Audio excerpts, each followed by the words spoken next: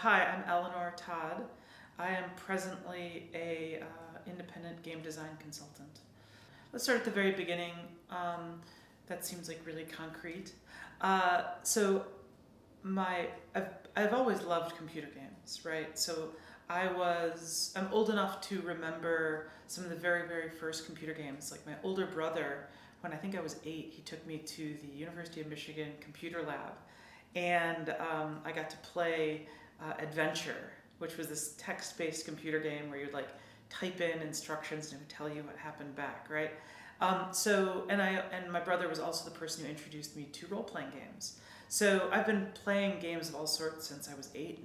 Just loved it so much, but never really felt like it was something that was possible for me to work in professionally, despite some of my friends sort of encouraging me to do so. So I got my degree in mathematics and actually moved out here to Portland first to work for Intel. But I wasn't doing games, naturally. I was doing VLSI CAD software, which is about as far from games as you could imagine. I really enjoyed it though. Like, it was very intellectually challenging and my coworkers were fantastic.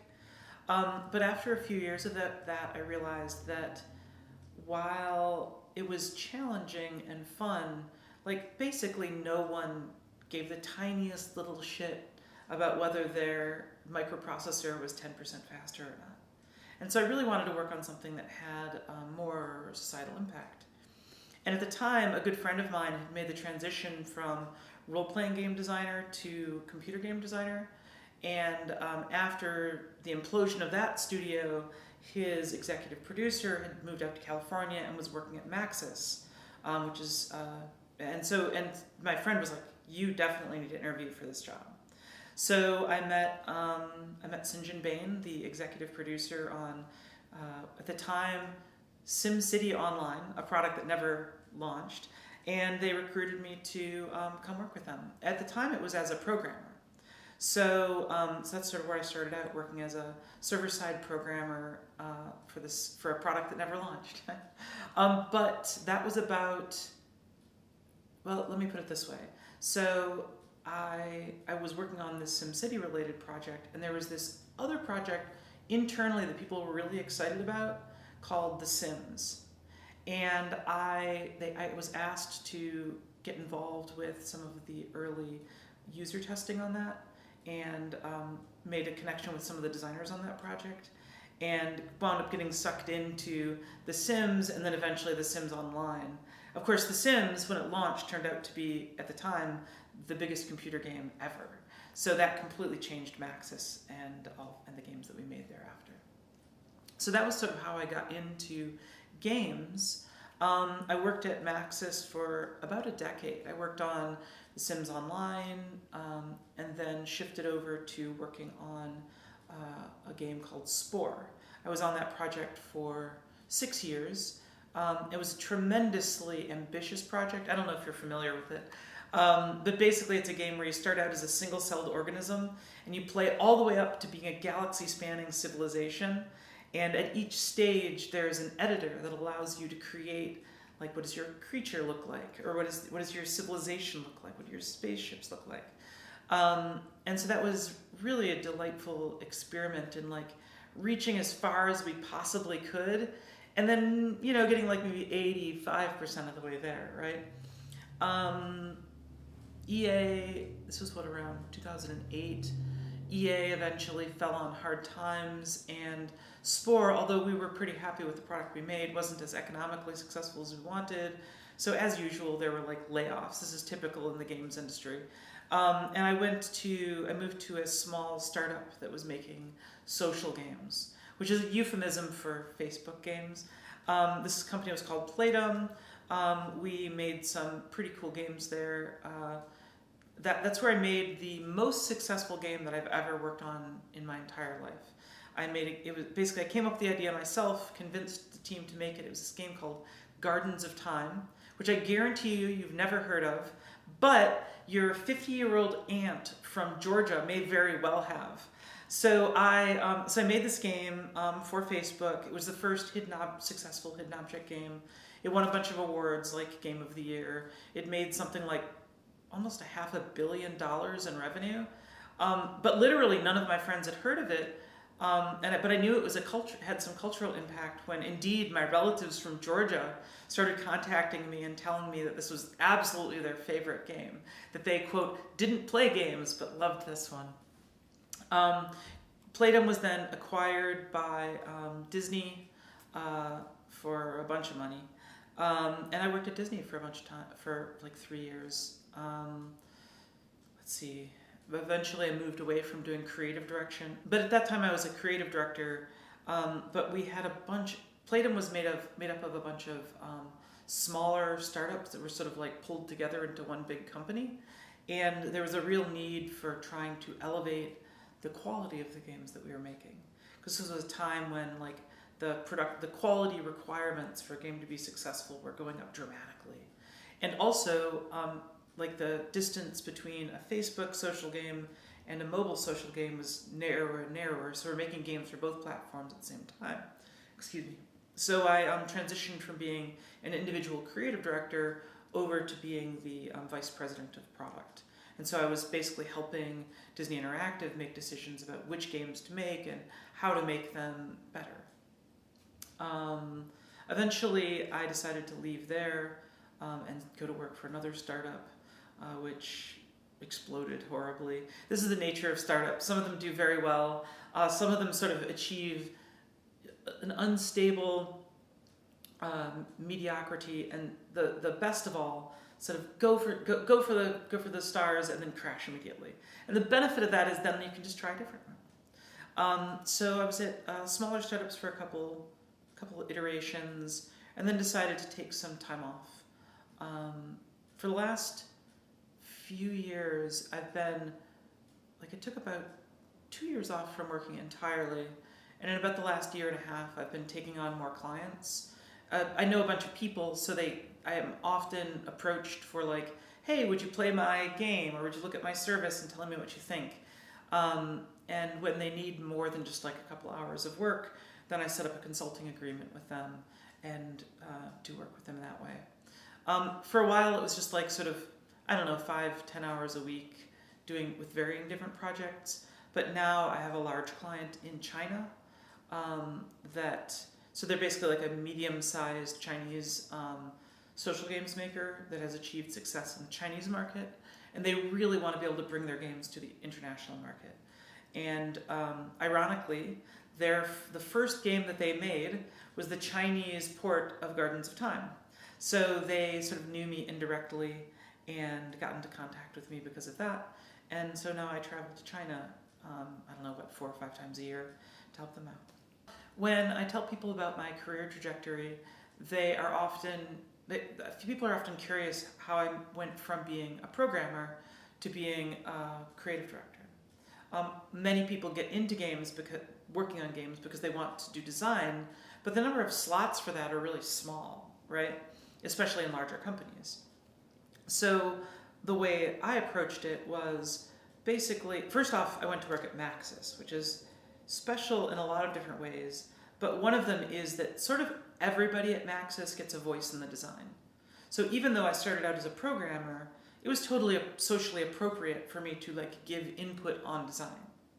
So even as I was working in whatever discipline I was working in, I could still sort of stay involved in the design process and become better at being a designer.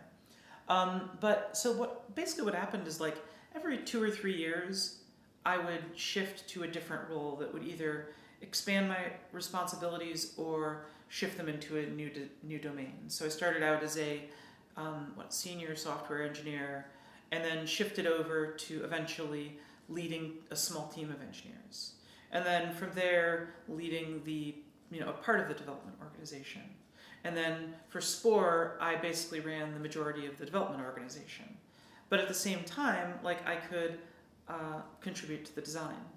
And then there was sort of a pivotal moment on Spore where I was the, senior director of product development was the fancy title that they came up with. But there was one of the levels that really needed a lot of help. And Lucy Bradshaw, who was the executive producer, Lucy and I looked across the project, and she was going to work on the first 4 levels to try to help the team be better at, making those of high quality. And the last level really needed a lot of work, and so we agreed that I would jump in and help out with that level. And at first I thought it would just need like a little bit of, team dynamic tweaking, but what I discovered is it actually needed a lot of design help. And so I sort of jumped in and helped restructure the design and make it into something that was coherent. And in hindsight, basically what I wound up doing was, my day job was being the development director for the project, and my sideline was being the creative director for one of the 4 levels. And I discovered, in looking back across the project, I discovered that was what I really loved doing. And so I talked to Lucy, and we were talking about where I would be going with my career next. And I was like, you know what, actually, I want to make a pretty dramatic change and sort of focus on creative direction as opposed to like moving more towards being an executive producer like her. And Lucy Bradshaw is fantastic, and she, wholeheartedly embraced and encouraged me along that path. And so from then on, I sort of went down the design track and, product leadership side of things. So at a big company, I guess, as a colleague of mine, Ocean Quigley, once said, if you're working on a big project, the only way to really get anything done is to put your own immediate desires aside and figure out what the product needs and what the team needs. So you ultimately really have to focus on service, like being of service. So it's not so much about like expressing your own personal whatever, and much more about like figuring out how to help, right? That is relatively consistent, but in a big company, especially early on in my career, you tend to have very specific things that are your responsibility. And you can sort of help out with other stuff, but you need to be really great at something. Like you got to be great at something to have a place on a project that has 150 or 200 people. Moving over to startups is a completely different thing. Like you need to be good at a very wide range of things because a project might have 7 people on it or 12 people on it, and you need to be able to dynamically take action when you see the need, regardless of whether it's like your specialty or not. Because of the trajectory of my career, I'd worked in a bunch of different areas: programming, design, production, development direction, and so it was easy for me to do that.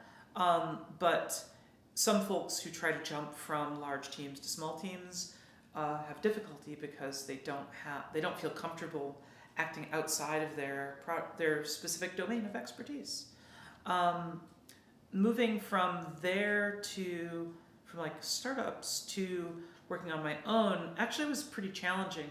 My initial intention was to sort of go towards doing indie game development, and like I'm going to be a one-person band and like do cool stuff and maybe like pull in a couple of my artist friends if I needed it. And for me, I discovered that just does not work right now. The main issue is I am someone who benefits from working with other people, and I benefit strongly from feedback from others. And so I just couldn't really get anything going in terms of like consistently working on my own. But it turns out that because of worked at a lot of different places, I have people asking me for help all the time, and that like provided a professional outlet for me, and eventually like a money-making venture, right? And that works out way better for me. This also intersects with my transition in the sense that there was probably a good like year and a half or 2 years where I just like didn't want to be focusing on my career at all. And so having the opportunity to not focus on my career and then like scale it up as I wanted was really helpful. And at this point, I'm not really sure what I want to do quite yet. But I'm enjoying the client that I have in China, and I'll keep doing that until I figure out what I want to do next. When I was a kid, the thing I most in the world wanted to be was an astronaut. But I can't do that because I couldn't do that at the time because I wear glasses. But it turns out there was a survey like 5 or 6 years ago that what do kids in school today most want to be, and it turns out what they most want to be is a professional game designer. So it sort of worked out okay. Part of what I love is the opportunity to work with such a diverse group of people. So my original background was, crazy role-playing games plus math and science. And so there are people who definitely fit that. There are writers, there are visual artists, there are sound artists, there are animators. So there's just so many different marketing people, producers, so many different perspectives are necessary to make a great game. And being able to work collaboratively and creatively with such a diverse group of people is super, super fun. Another element is people who work in the games industry tend to do it because they love games. And so being around people who love games, who love what they're doing, is itself inspirational for me. The type of games I've tended to make have been ones that are oriented more towards social value or inspiring people towards being creative about the world, so sport, right? It's how did the world get the way that it is? That is, the subject matters that I've touched in most cases have been pretty inspirational for me. And The Sims is let's make a toy where you can play with people, right? Although it was originally thought of as a dollhouse, right? Let's design a house. I would say that the most negative view of the games industry is that it is especially larger companies, but even indie games are designed to, it's an industry that is designed to profit off of the enthusiasm of the people who work in it. So for example, a senior engineer who works in computer games could, in most cases, get a gig in the Bay Area making 30 to 40% more money. And they don't because they love games. So if you think about it, that's a form of economic exploitation. There were a series of class action lawsuits by artists who worked at Electronic Arts because they were not really treated very much like creative people. They were treated like work unit number 7 and forced to work ridiculous hours. Because you're enthusiastic about the game you're making, people will often put up with that. Another thing that's challenging about the games industry is it changes very rapidly, and it is impossible to predict whether your product will be successful. So it's real brutal to put your heart into a product and have it not ship, or have it do poorly, or have it be panned in reviews, or there's so many things that go wrong. And so if you care a lot, even under the best of circumstances, you aren't in control of the outcome, and so that creates suffering. Of course, isn't that the nature of suffering itself? But that's really amplified in the games industry. And then another thing that's changed recently is there are just so many people who make games now. It has become increasingly difficult to make something that is original. You really have to think carefully. The cool random idea that you have, if it's the first cool idea that you have, probably someone's already made it. Maybe well, right? So you really have to dig deep to come up with something that's novel. So a lot of times people ask, how can I get into the games industry? And the answer to that question is impossibly broad.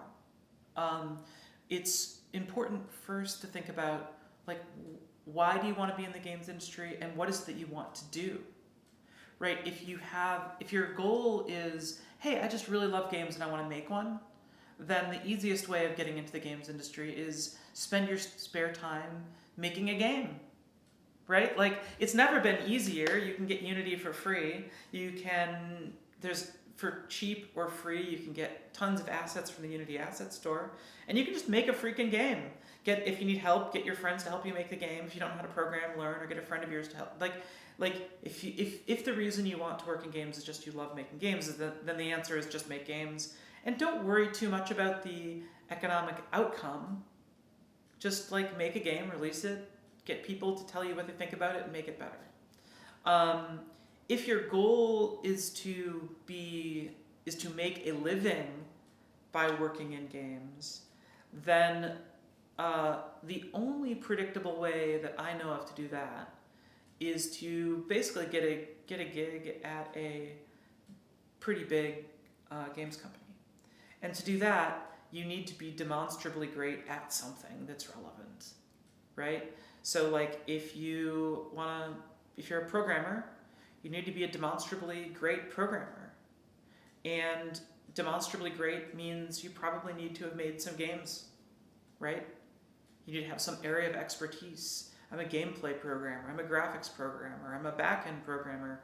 So that's critical. If you're an artist, similarly, like having training, but then also having a portfolio that's directly relevant to games is critical to getting in. Fortunately, and production is even harder because that relies almost entirely on soft skills. So producers tend to be promoted from within, and then in the next, if you can't promote from within, you get someone from another game company. And so getting in the door as a producer is pretty hard. That's one where probably you would ideally get an internship, be going to college, get an internship at a game company, and then use that internship as your entree into production. Internships work really well regardless of which discipline you work in. Like when I was working on Spore, we hired probably 50 to 60% of the interns who came in, we would then hire eventually, right? Sometimes we would talk them out of like continuing their graduate program to come work with us, but that's not a nice thing to do. But undergraduates often would come in, and if they were great, if they were great or they were good and we really liked them, we would hire them. So that's a fantastic way of getting in. A alternative path in that I have seen is like for people who are coming in from sort of non-traditional backgrounds, customer service and such as that, is either coming in as a community relations person. So like working on an MMO as a community relations person. There's so much need for that, and it's brutal work. But if you're good at it and you sort of get to know some of the developers, that's often a path towards transitioning into production. Similarly, testing computer games is a brutal job.